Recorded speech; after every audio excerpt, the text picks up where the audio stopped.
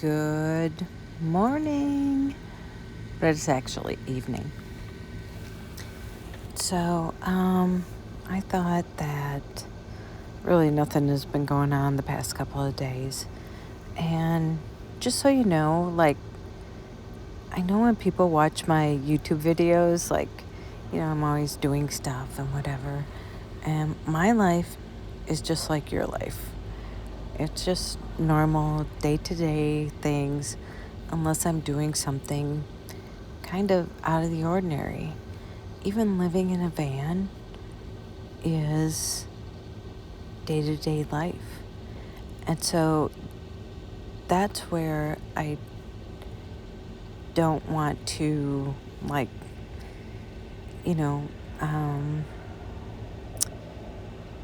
make it seem like living in a van is anything other than just living your life. And I think that people think if they live in a van that, I want to say life is going to be different, because life is different. And someone asked me on YouTube, they wrote a comment and said, "So tell me the truth. Has your quality of life increased since you've been in the van?"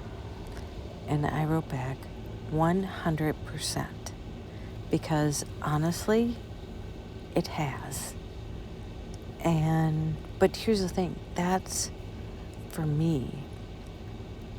And it's not to say that that's going to happen for everyone else. So I'm on TikTok now. It's so weird. I've been on for like a week. Well, I made an account a long time ago, but I never understood TikTok. I never watched it. I never anything. And then like a week ago, I just started posting, and I have over 5,000 followers. And so I'm assuming that van life is the draw. And what I say to you is that, and I've talked about it, you have to be very flexible with van life. You have to be okay with living with, minimalism. But I think for me, what even prepared me more was, COVID happening. That, I used to go into a law office every day. I'd have to dress up. I'd have to, be professional. Not that I'm not professional, but, and now I realize nobody cares what you look like. Nobody cares what you wear. And so I used to have 2 big closets full of clothes. And, I lived by myself or with my daughter at the time, but I had my own, huge closet. And I'd be like, wow, I have nothing to wear. And now I'm like, I have too much to wear. Wow, I have 10 t-shirts. I better get rid of 5 of them. And now I only shop at thrift stores, because I'm like, well, I shouldn't say that. I've bought stuff at Target or Walmart, like on clearance or something like that. And,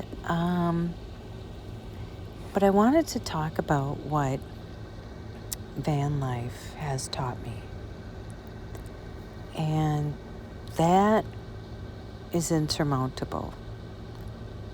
And so it's not about minimalizing or anything like that.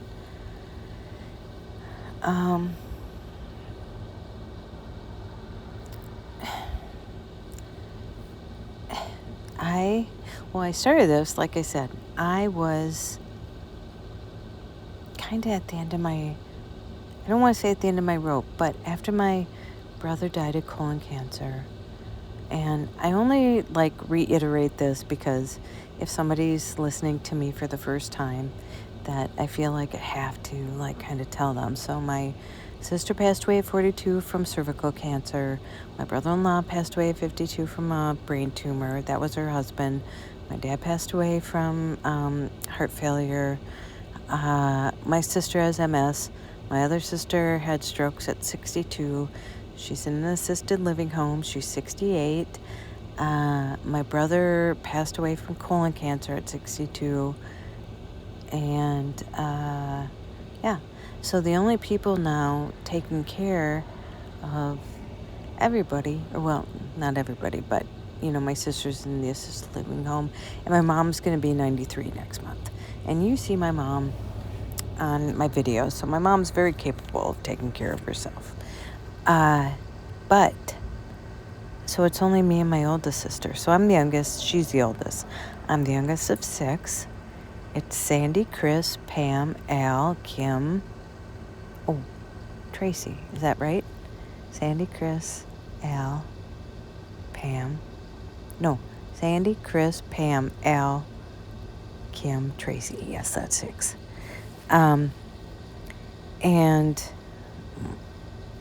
Pam, who's in the assisted living home, won't have anything to do with Sandy anymore. So the only time Pam gets out is if I take her out. So,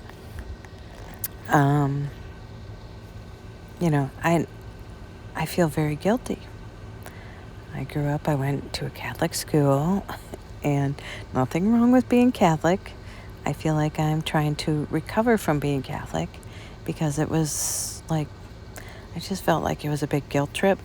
And like I said, I don't want to put anybody down. It's just my experience. I'm talking from my personal experience. And every time I go there, I went there this week. I'm going to bring my mom. And I call Pam because sometimes I just feel so guilty. Because she's young. She's the youngest one there. She was 62 when she went in. And now she's 68.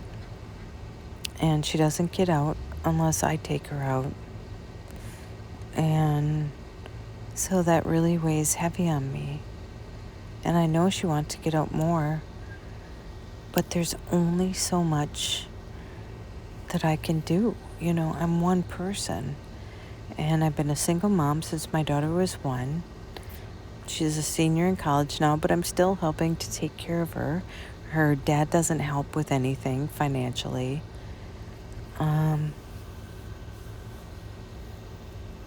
But out of all that, and this is the whole thing. This was not about me, rehashing all this, feeling bad for myself. What I want to say is how lucky I feel and how grateful I feel. And just how much that I appreciate what I've been through. Because that's exactly the reason why I'm doing what I'm doing. And I can't, a lot of people see me and oh, I wish I could do that. Oh, that's my dream, or whatever. But I think you have to have something, a reason, and then something to keep you going in this life. And that's what my experience has given me, that I realize how precious life is. And every time I go to my sister's, to the assisted living home, and I've told you before, the dementia's on the main floor, and then I go upstairs, and even just being there, and I know I don't want to sound like that it's sad or anything, but I just know that I would rather, and here's the thing, I've watched my sister die in hospice, I watched my brother-in-law die in hospice, I watched my dad die in hospice, and I watched my brother die in hospice, which wasn't that long ago. And then I go to the assisted living home and see that. So here's the thing, I am moved, I am, this is my story, this is my life, this is my experience. And it's what I want to share with you, that I hope that you don't have to go through that to learn that you need to live your life, Do you know what I'm saying? Like, I've been through all this, and I finally realized that I can't wait on life anymore. And I come home for the summer and take care of my family. And, I flew home to do my thing when my sister and brother-in-law were going on a cruise last year. And that I still have responsibilities, but I'll be 57 next month. And I need to live my life to the fullest. And van life has taught me so much. I mean, I can't even tell you, it's invaluable. And like I said, I know it's not for everybody, but it's got me out of my apartment or my house. And so now where I live is everywhere. I don't just live somewhere, I live everywhere. And if I don't like my neighbors, I pick up, start the van, and leave. And what I never knew before, and like I said, now I'm into the pollinators and everything else, it's connected me back with nature. And in that, it's connected me back with myself. And none of that would have happened had I not gone through all those things. And so what I want you to know too, whatever you're going through, first of all, know that you will come out stronger and wiser and better. And, I'm talking about, recently I shared that my hormone journey and stuff like that. And listen, that's not something that you usually share with people. That's kind of vulnerable. But if I'm going to be true to myself, here's the thing. What I want you to know that we should be grateful that we're on the right side of the grass. And listen, I'm a makeup artist and I'm an esthetician and everything else. And I want to look as good as I can. And, thank goodness for my mom, I got good genes. But, and there's one thing about, wanting to look good and feel good. But the most important thing is my health. And all that ties together. Do you know what I'm saying? Like working out and everything else, taking care of my hormones, taking care of my, my appointments, getting my colonoscopy and all this stuff now that I have to do because of dealing with what my family's been through. There's been no past history of cervical cancer that my sister had, no past history of MS, no past history of colon cancer, and so it has just pushed me. And listen, like I said, so when I go to the assisted living home, every single time, and I can't even tell you every single time, and even thinking about it, I am like, if I'm living my life and if something happens to me while I'm living my life, I am more than happy to have something happen to me. And I know that sounds maybe like, I don't know, sad to some people, but I would rather get out there and live my life and know I had nothing else to give or no regrets when I came to the end of it than being caught by surprise. And that's the gift, that everything that maybe you see as a tragedy in my life, I see it as a gift.